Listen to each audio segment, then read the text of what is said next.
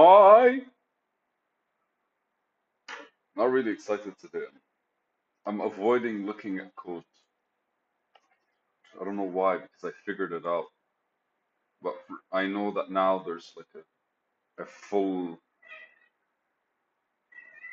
Once you get stuck on something, you kind of get used to like a day or two resolving it. And once it's resolved, you kind of want to get in the original flow again. And that's me thinking out loud right now, because I literally put the computer out right now to make sure it's out of where it's out of this bag, it's on that side. And I put it there specifically so I have to look at it and put it back in because that's where it's supposed to be. And before I do that, I'm gonna be like, shit, I have this that I have to go back to and like reflect on stuff. But anyways, fun day, yes. I didn't wake up early. When I had my cousin's dog last week, I'd wake up like around 5. It was beautiful. And in a way, kind of like her being around. I don't know if I was waking up early because of her or just kind of like she gave me life. I don't know, man. It's just like coming back to this place and like reorganizing myself is not as pleasurable. I'd use that word, pleasurable, because I really think that's like the initial primitive drive. And so the first thing we do is we allocate pleasure to the things that we don't want to do, and then after that we kind of like grow into them, and then we realize that they themselves are more what we. I think I'm right now trying to openly discuss how I've been failing in waking up early, knowing full well that when I wake up early, I literally go do my walk and I come back and I like work for like 3, 4 hours straight. And that creates momentum in the day, and I haven't had that the past few days, and I haven't had that in the past like maybe a month before like I really put my game back together. But it's funny because I still do a lot of productive stuff, and I've been interviewing people, and I think I'm excited for that. So that's also a tricky thing because, like, being energetic because you're talking to people is actually a positive thing. All right, so in today's video is thinking of my work as input in something and not output from me. Probably had this conversation before out loud, thinking of my work as input in something instead of output from me. So there's one thing I want to stress. Like for the longest time, the act of being productive is a self-fulfilling prophecy. Can I use that word? Self-fulfilling prophecy. The act of being productive is genuinely is you consuming your energy and basically producing something, right? You're being productive, producing. Now, I had a mental model of productivity where I had to sit, create efforts, and kind of like go through something and with an end result. So for the longest time, I was literally just kind of like it felt like a cow's udder, one of the four boobs. You genuinely have to kind of squeeze the milk out of it. And I know it's fucking beautiful, right? All of you are imagining a cow being squeezed right now. I'm sorry, I'm excited for some fucking reason. But anyways, so maybe it's a bit nasty for all of you, but like my uncle had a farm, so like one of my favorite things was raw milk. So uh, what you squeezing productive something out of you in order to reach productivity, I realize is a kind of like counterintuitive way to produce something.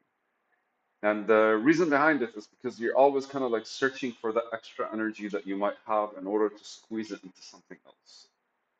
And that is, well, I could have used like, well, no. So like the idea behind the difference between like a cow and the other metaphor I want to use, which is basically like a water hose. What effectively you do is basically, I think I've mentioned this before. So it's just like when you open the water socket, the water goes out. You don't have to squeeze the water out. And I figured the mental structure of how energy is produced from me has been always a squeeze the energy out kind of thing.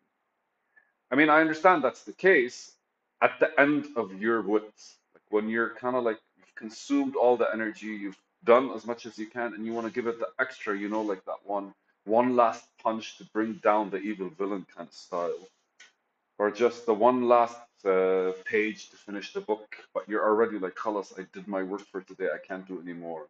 That one last email you have to read and like respond to, like all of those are kind of like the end of something probably like feels like you're consuming a lot more than you normally would, right? I think that's where resistance kind of comes to place.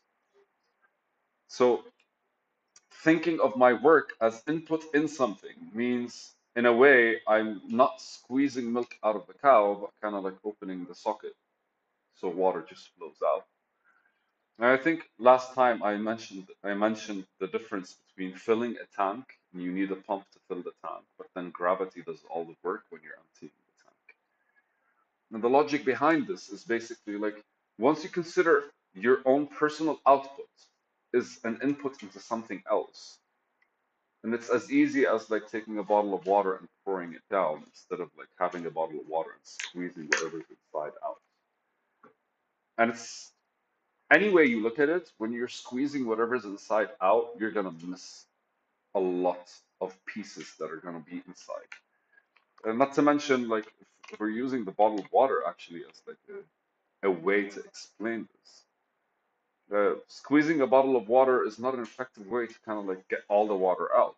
In fact, you probably will retain 20% of the water. And if we think of our energy levels as that way, the same energy from yesterday cannot stick around till today. It has to go somewhere. And if I'm squeezing energy out, then some energy stays inside. So by the next day, basically, it's going to mix with the next day's energy, which means my body will only produce X percentage less. So I'm assuming a bottle of water, if you squeeze it, could we consider this as about like, see, now, could we consider this as probably about, so this part that's left right now, that's as much as you can squeeze the bottle unless you're using some mechanism. But you still retain about 20% of the water. So let's use our brain and actually think about it that way. Our brain retains basically 20% of its energy if it's squeezed out.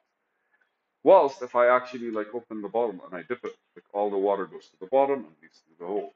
So like outputting something is the same as squeezing it out. Whilst inputting something is kind of like flowing it in. So when I'm thinking of working, I'm attempting a different mental mind map where I am not really like squeezing my energy out, but more releasing it. And that alone is kind of like a more flowy way to approach things, simply because I'm allowing its space to kind of find where it wants to go. And effectively, whatever you're producing is still receiving the same energy you're outputting. So what you're producing is not the energy itself. What you're producing is whatever is being created by that energy. So thinking of working in terms of I'm inputting into something instead of I'm outputting from myself allows me to like with a lot less friction to just approach the job or the time spent on it in a much more like in the path of least resistance, let's say, because water travels, creates flow, and follows the path of least resistance. And similarly, energy, right? Because if you're thinking of energy, like when you're triggered, the your energy would flow out of you, and that's basically you're not squeezing it; it's just coming out. Like if you're triggered and you're upset, and you just kind of feel like screaming or yelling or being angry, that's your energy flowing out. So effectively, energy, it's always easier for energy to come out. It's just kind of like our interaction with it. Again, like going back to water, it's like having a pond of water as energy. And what effectively we're doing is like carrying the water with our hands instead of kind of like finding a better way for us to like let it out. Consider this really. Whatever's coming out of you is going to go into something, right? Do we really have the full, like, do we really have the full journey of our energy in mind when we're deciding we want to work? Do we have the full energy, the journey of like how the energy is going to like be transferred when we're like sitting and like trying to finish something? I think what we do effectively is that time, instead of being spent on the actual work, is spent trying to find the energy to work. And that's when we're battling all our thoughts, right? Because when you're battling all your thoughts, what you're doing effectively is trying to find the energy to work, trying to find the your own mental resources in order to get something done. And that's the hassle that all of us are trying to avoid all the time. And it's like genuinely trying to kind of like get around why this makes sense and this doesn't make sense. Ish. Rewiring yourself, man, really takes thought. And this doesn't seem like nonsense anymore. I really think the whole squeezing the milk out of a cow kind of like hit me in the head and I was like, because I genuinely have been avoiding like programming today. All right, looks like after these couple of videos, I'm gonna do it, and I'm gonna do it with this kind of like, I have some energy, let me pour it into this instead of burning it on something that I do or read or watch. It's a video, and outputting energy from you is the same as inputting it into something else. Change your mental mindset.